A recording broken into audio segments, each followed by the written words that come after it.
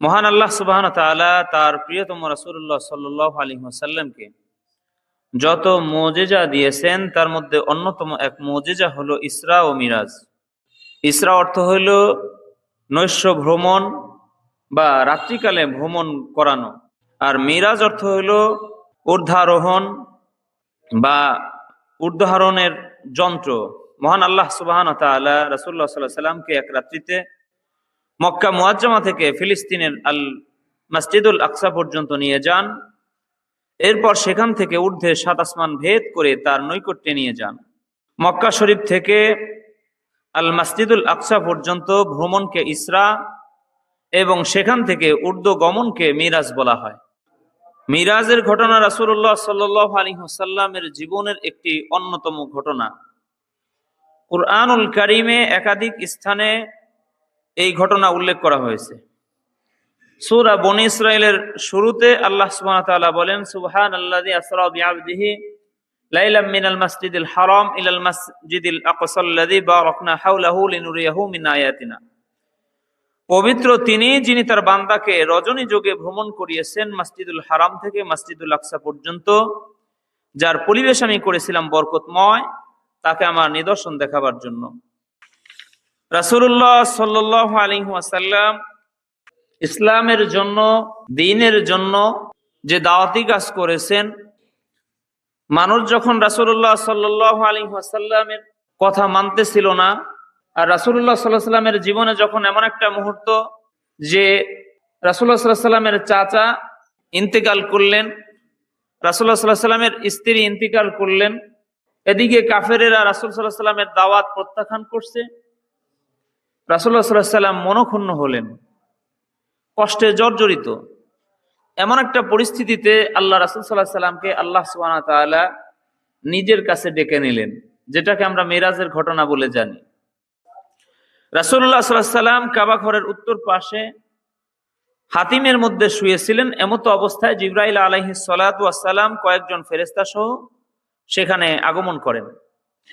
তারা রাসূলুল্লাহ সাল্লাল্লাহু আলাইহি ওয়াসাল্লামের বক্ষের উপরিভাগ থেকে পেট পর্যন্ত কেটে তার হৃৎপিণ্ড বের করেন, তা ধৌত করেন এবং বক্ষকে ঈমান, হিকমাত ও প্রজ্ঞা দ্বারা পরিপূর্ণ করেন এবং তার হৃৎপিণ্ডকে পুনরায় বক্ষের মধ্যে স্থাপন করেন। এরপর বুরাক নামে আলোর গতি সম্পন্ন একটি বাহন তার নিকট আনয়ন করা হয়। তিনি এই বাহনে বাইতুল মাকদিস বা জেরুজালেমে গমন করেন। মহান আল্লাহ তথায় পূর্ববর্তী সকল নবী রাসূলদেরকে সমবেত করেন। রাসূলুল্লাহ সাল্লাল্লাহু আলাইহি ওয়াসাল্লামের ইমামতিতে তারা তথায় 2 রাকাত সালাত আদায় করেন। এরপর মিরাজ আনয়ন করা হয়। মিরাজ অর্থ উদ্ধারণ যন্ত্র। এই যন্ত্রের প্রকৃতি সম্পর্কে হাদিসে শুধু এতটুকুই বলা হয়েছে যে এর সৌন্দর্য বর্ণনাতীত। তিনি মিরাজে উঠে ঊর্ধ্ব গমন করেন এবং এক এক করে 7 আসমান অতিক্রম করেন।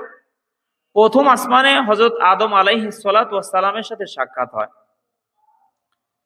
দ্বিতীয় আসমানে ইয়াহিয়া আলাইহিস সালাতু ওয়াস সালামের সাথে ঈসা আলাইহিস সালামের সাথে দেখা হয়। তৃতীয় আসমানে ইউসুফ আলাইহিস সালাতু ওয়াস সালামের সাথে রাসূল সাল্লাল্লাহু আলাইহি ওয়াসাল্লামের দেখা হয়। চতুর্থ আসমানে ইদ্রিস আলাইহিস সালাতু ওয়াস সালামের সাথে সাক্ষাৎ হয়। পঞ্চম আসমানে হারুন আলাইহিস সালাতু ওয়াস সালাম।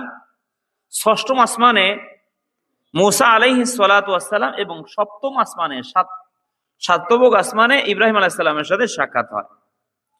সালাম ও দোয়া বিনিময় হয়। এরপর তিনি সৃষ্টি জগতের শেষ প্রান্ত সিদরাতুল মুনতাহায় গমন করেন। সেখান থেকে তিনি জান্নাত, জাহান্নাম, মহান আল্লাহর অন্যান্য মহান সৃষ্টি পরিদর্শন করেন এবং তার সান্নিধ্য লাভ করেন। মহান আল্লাহ সুবহানাহু ওয়া তাআলা তার উম্মতের জন্য দৈনিক 50 ওয়াক্ত সালাতের বিধান প্রদান করেন। ফিরে আসার সময় মুসা আলাইহিস সালাতু ওয়াস সালামের সাথে সাক্ষাৎ হয়। যখন আল্লাহর সাথে দিদার হইল, সাক্ষাৎ হইল, কথাবার্তা হইল, আল্লাহ সুবহানাহু ওয়া তাআলা মুহাম্মদ সাল্লাল্লাহু আলাইহি ওয়াসাল্লামের উম্মতের জন্য 50 ওয়াক্ত সালাত দিলেন।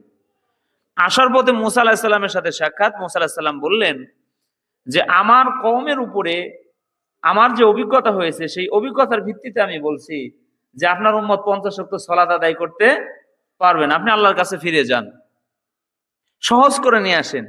কি করে নিয়ে আসেন? সহজ করে নিয়ে আসেন। তো নবী মুহাম্মদ সাল্লাল্লাহু আলাইহি ওয়াসাল্লাম পুনরায় আল্লাহর কাছে গেলেন।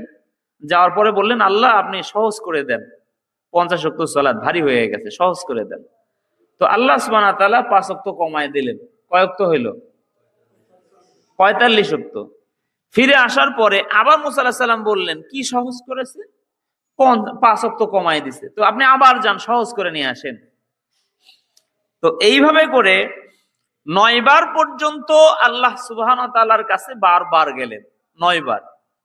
এইভাবে করে 5 ওয়াক্ত করে 5 ওয়াক্ত করে এইভাবে করে কমিয়ে 45 ওয়াক্ত সালাত আল্লাহ সুবহানাহু ওয়া তাআলা সহজ করে দিলেন, কমায় দিলেন। সুবহানাল্লাহ। কয় ওয়াক্ত কমাইলেন? 45 ওয়াক্ত। এরপরে বললেন যে আপনি আবার যান, 45 ওয়াক্ত কমাইছে, এরপরে বলছেন যে আপনি আবার যান, সহজ করে নিয়ে আসেন, এই 5 ওয়াক্ত পড়তে পারবে না। নবী মুসা আলাইহিস সালাম কি সত্য কথা বলে নাই? কথা বলে না। নবী মুসা আলাইহিস সালাম কি মিথ্যা কথা বলছে? এই যে 5 ওয়াক্ত যে পড়তে পারবি না আপনার উম্মত, এটা কি মিথ্যা কথা না সত্য কথা? আমরা যারা 5 ওয়াক্ত নামাজ পড়ি, এই 5 ওয়াক্তর মধ্যে মাঝে মাঝে কাজা আছে না নাই? কথা বলেন, আছে না নাই? হসপিটালে গেছেন, রুগী নিয়ে গেছেন, এমন পরিস্থিতি রুগীর পিছনে দৌড়াইতে দৌড়াইতে আজান হয়েছে কোন জায়গাতে আপনি শুনেনও নাই, হসপিটালের মধ্যে এমন পরিস্থিতি কোন জায়গা দিয়ে, কারণ হসপিটালের ভিতরে ঢুকলে পারে লাইট জ্বলে, বোঝা যায় না যে এখন আসরের রক্ত না মাগরিবের রক্ত। বাইরে আসলে বোঝা যায় যে বেলা আছে না না আছে। হ্যাঁ, ভিতরে অনেক সময় আওয়াজ পাওয়াই যায় না। তো এরকম দেখা যায় যে কিছু পরিস্থিতিতে আমরা পড়ে যাই যে মাঝে মধ্যে 2 ওয়াক্ত 1 ওয়াক্ত সালাত মিস হয়ে যায়, পরে স্মরণ হওয়া মাত্র আমরা পড়ি নেই, যতই পড়ি, কিন্তু কাজা যে হয়ে গেল, সময়ের প্রতি খেয়াল নাই। তো আসার পথে মুসা আলাইহিস সালামকে বলা হলো যে, মুসা আলাইহিস সালাম বললেন যে আপনি আবার যান, সহজ করে নিয়ে আসেন। তো নবী সাল্লাল্লাহু আলাইহি সাল্লাম বলছেন যে আমি লজ্জা বোধ করছি এবার আর যাওয়ার জন্য। আল্লাহ তাআলা বলেন, নবী আপনি যেহেতু 5 ওয়াক্ত সালাত মেনে নিয়েছেন, এই 5 ওয়াক্ত সালাত যারা সময় মতো আদায় করবে, 1 ওয়াক্ত সালাত আদায়ের বিনিময়ে আমি ওকে 10 ওয়াক্ত সালাত আদায় করার সওয়াব দিয়ে দিব। সুবহানাল্লাহ। এইভাবে করে যে ব্যক্তি 5 ওয়াক্ত সালাত আদায় করবে, তার আমলনামায় 50 ওয়াক্ত সালাত আদায়ের সওয়াব হয়ে যাবে। সুবহানাল্লাহ। নামাজ পড়বেন কয় ওয়াক্ত? 5 ওয়াক্ত। সওয়াব কয় ওয়াক্তের নিলেন? 50 ওয়াক্ত। কম না বেশি? বেশি। আল্লাহ তাআলা আমাদেরকে বুঝার তৌফিক দান করুন, সকলে বলি আমিন।